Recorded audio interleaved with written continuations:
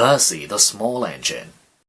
Dear Christopher and Giles and Peter and Clive, thank you for writing to ask for a book about Percy. He is still cheeky, and we were afraid, the Fat Controller and I, that if we had a book to himself, it might make him cheekier than ever, and that would never do. But Percy has been such a really useful engine that we both think he deserves a book. Here it is. The author, the Reverend Wilbur Awdry.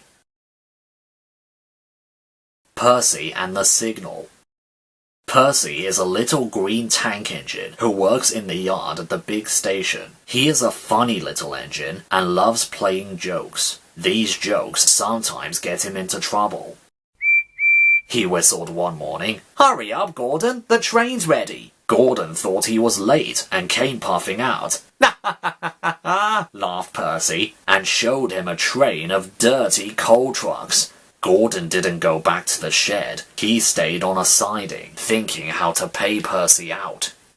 "Stay in the shed today," squeaked Percy to James. "The Fat Controller will come and see you." James was a conceited engine. Ah, he thought. The Fat Controller knows I'm a fine engine, ready for anything. He wants me to pull a special train. So James stayed where he was, and nothing his driver and fireman could do would make him move. But the Fat Controller never came, and the other engines grumbled dreadfully. They had to do James's work as well as their own.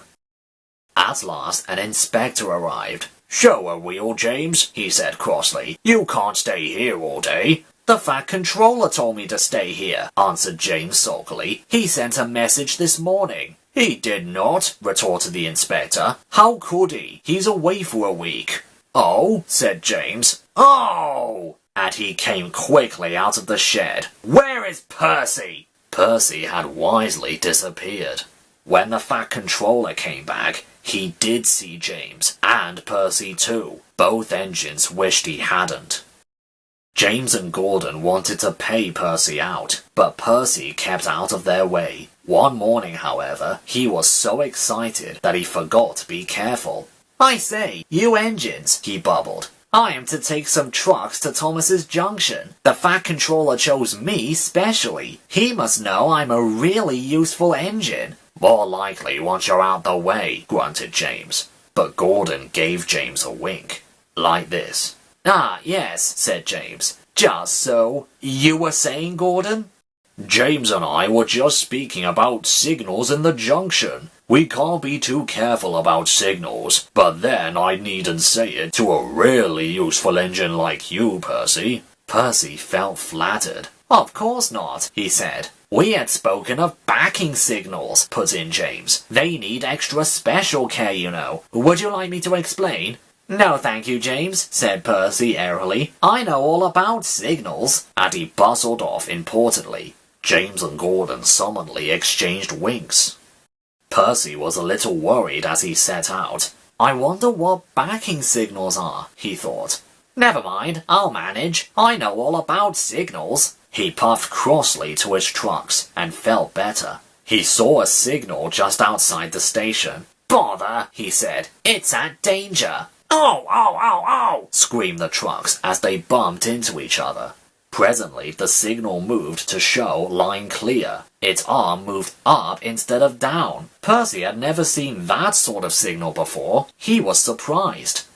Down means go, he thought, and up means stop. So, upper still must mean go back. I know, it's one of those backing signals. How clever of me to find that out. "Come on, Percy," said his driver. "Off we go." But Percy wouldn't go forward, and his driver had to let him back in order to start at all. "I am clever," thought Percy. "Even my driver doesn't know about backing signals." And he started so suddenly that the truck screamed again.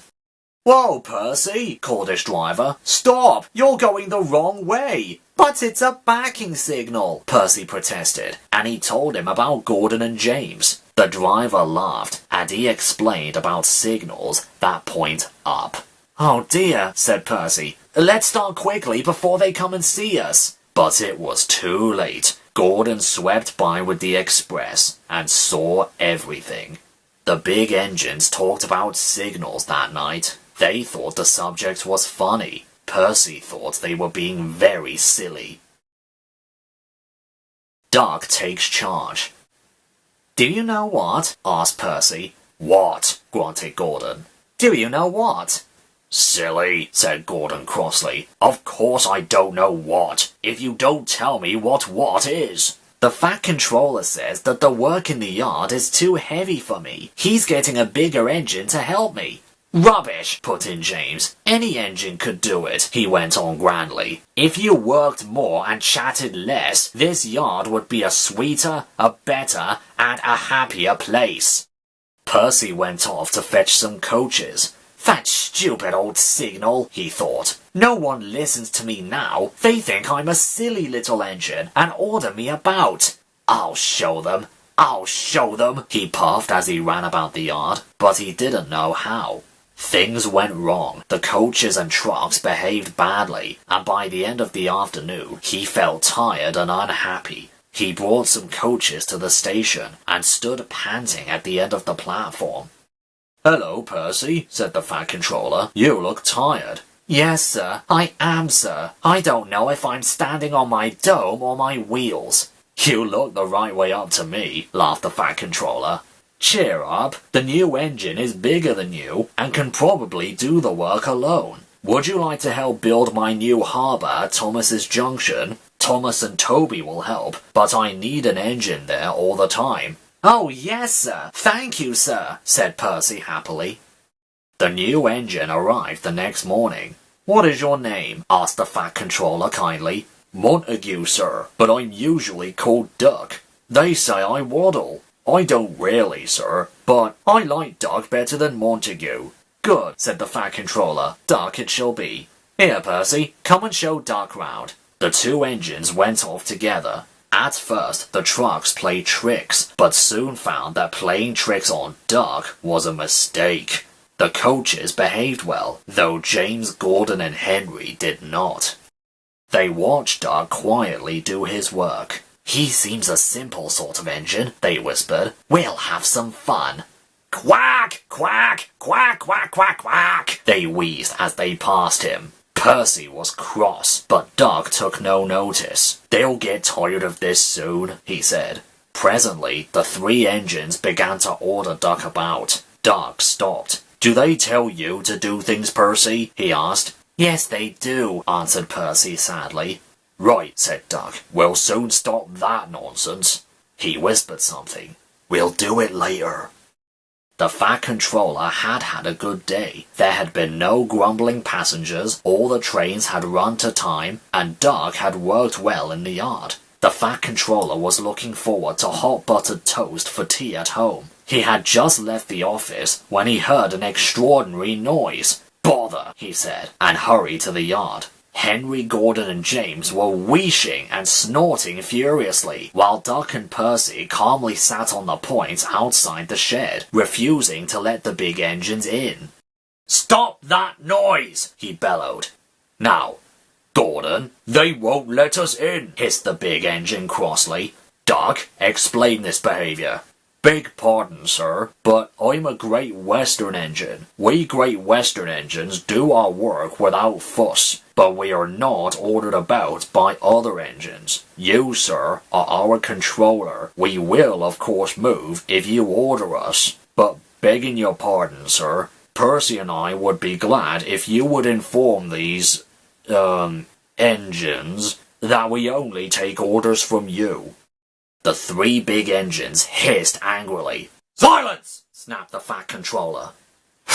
"Percy and Duck, I am pleased with your work today, but not with your behaviour tonight. You have caused a disturbance." Gordon, Henry, and James sniggered. They stopped suddenly when the Fat Controller turned on them. "As for you," he thundered, "you've been worse. You've made the disturbance. Duck is quite right. This is my railway, and I give the orders." When Percy went away, Duck was left to manage alone. He did so. Easily. Percy and Harold. Percy worked hard at the harbour. Toby helped, but sometimes the loads of stone were too heavy, and Percy had to fetch them for himself. Then he would push the trucks along the quay to where the workmen needed the stone for their building. An airfield was close by, and Percy heard the aeroplanes zooming overhead all day. The noisiest of all was a helicopter, which hovered, buzzing like an angry bee. "Stupid thing," said Percy. "Why can't it just go and buzz somewhere else?" One day, Percy stopped near the airfield. The helicopter was standing close by. "Hello," said Percy. "Who are you?" "I'm Harold. Who are you?" "I'm Percy." "What whirly great arms you've got!" "They are nice arms," said Harold, offended. "I can hover like a bird. Don't you wish you could hover?" "Certainly not. I like my rails, thank you." "Well, I think railways are slow," said Harold in a bored voice. "They're not much use, and quite out of date." He whirled his arms and buzzed away. Percy found Toby at the top station, arranging trucks. "I say, Toby," he burst out, "that Harold, that stuck-up whirly-bird thing, says I'm slow and out of date. Just let him wait. I'll show him." He collected his trucks and started off, still fuming. Soon, above the clatter of the trucks, they heard a familiar buzzing. "Percy," whispered his driver, "there's Harold. He's not far ahead. Let's race him." "Yes, let's," said Percy excitedly, and quickly gathering speed, he shot off down the line. The guard's wife had given him a flask of tea for elevenses. He had just poured out a cup when the van lurched and he spilt it down his uniform. He wiped up the mess with his handkerchief and staggered to the front platform. Percy was pounding along. The truck screamed and swayed, while the van rolled and pitched like a ship at sea. "Well, I'll be ding-dong-danged," said the guard. Then he saw Harold buzzing alongside and understood. "Go for it, Percy!" he yelled. "You're gaining!" Percy had never been allowed to run fast before. He was having the time of his life. "Hurry! Hurry! Hurry!" he panted to the trucks. "We don't want to! We don't want to!" they grumbled. But it was no use. Percy was bucketing along with flying wheels, and Harold was high and alongside. The fireman shoveled for dear life, while the driver was so excited he could hardly keep still. "Well done, Percy!" he shouted. "We're gaining! We're going ahead! Oh, good boy! Good boy!" Far ahead, a distant signal warned them that the wharf was near. Shut off steam, whistle. "Brakes, guard, please!" Using Percy's brakes too, the driver carefully checked the train's headlong speed. They rolled under the main line and halted smoothly on the wharf. "Oh dear," groaned Percy. "I'm sure we've lost." The fireman scrambled to the cab roof. "We've won! We've won!" he shouted, and nearly fell off in his excitement. "Harold's still hovering. He's looking for a place to land." "Listen, boys," the fireman called. "Here's a song for Percy." Said Harold Helicopter to our Percy, "You are slow. Your railway is out of date and not much use, you know. But Percy with his stone trucks did the trip in record time, and we beat that helicopter on our old branch line." The driver and guard soon caught the tune, and so did the workman on the quay. Percy loved it. "Ah, thank you," he said. He liked the last line best of all. Percy's Promise. A mob of excited children poured out of Annie and Clarabel one morning and raced down to the beach. "They're the vicar's Sunday school," explained Thomas. "I'm busy this evening, but the station master says I could ask you to take them home." "Of course I will," promised Percy. The children had a lovely day, but at tea time it got very hot. Dark clouds loomed overhead. Then came lightning, thunder, and rain. The children only just managed to reach shelter before deluge began. Annie and Clarabel stood at the platform. The children scrambled in. "Can we go home, please, station master?" asked the vicar. The station master called Percy. "Take the children home quickly, please," he ordered. The rain streamed down Percy's boiler. "Ooh," he shivered, and he thought of his nice dry shed. Then he remembered. A promise is a promise, he told himself. So, here goes. His driver was anxious. The river was rising fast. It foamed and swirled fiercely, threatening to flood the country any minute. The rain beat in Percy's face. I wish I could see! I wish I could see! He complained. They left a cutting and found themselves in water. Oh, my wheels! Shivered Percy. It's cold! But he struggled on. Whoosh! He hissed. It's sloshing my fire! They stopped and backed the coaches to the cutting and waited while the guard found a telephone. He returned, looking gloomily. We couldn't go back if we wanted, he said. The bridge near the junction is down. The fireman went to the guard's van carrying a hatchet. Hello, said the guard. You look fierce. I want some dry wood for Percy's fire, please. They broke up some boxes. But that didn't satisfy the fireman. I'll have some of your floorboards, he said. What? My nice floor? Grumbled the guard. I only swept it this morning. But he found a hatchet and helped. Soon they had plenty of wood stored in Percy's bunker. His fire burnt well now. He felt warm and comfortable again. Oh dear, thought Percy sadly. Harold's come to laugh at me.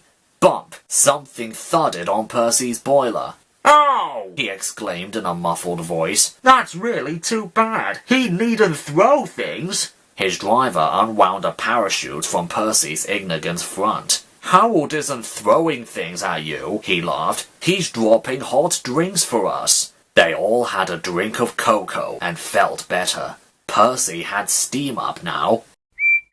Thank you, Harold, he whistled. Come on, let's go. The water lapped his wheels. He shivered. It crept up and up and up. It reached his ash pan. Then it sloshed his fire. Oosh! Percy was losing steam, but he plunged bravely on. I promised, he panted. I promised. They piled his fire high with wood and managed to keep him steaming. I must do it, he gasped. I must! I must! I must! He made a last great effort and stood, exhausted but triumphant, on the rails, which were clear of the flood. He rested to get some steam back, then brought the train home. 3 cheers for Percy, called the vicar, and the children nearly raised the roof. The fat controller arrived in Harold. First, he thanked the men. Harold told me you were, wizard, Percy. He says he can beat you at some things. Percy snorted. But not at being a submarine, he chuckled. I don't know what you've both been playing at, and I won't ask, but I do know that you're a really useful engine. Oh, sir, whispered Percy happily.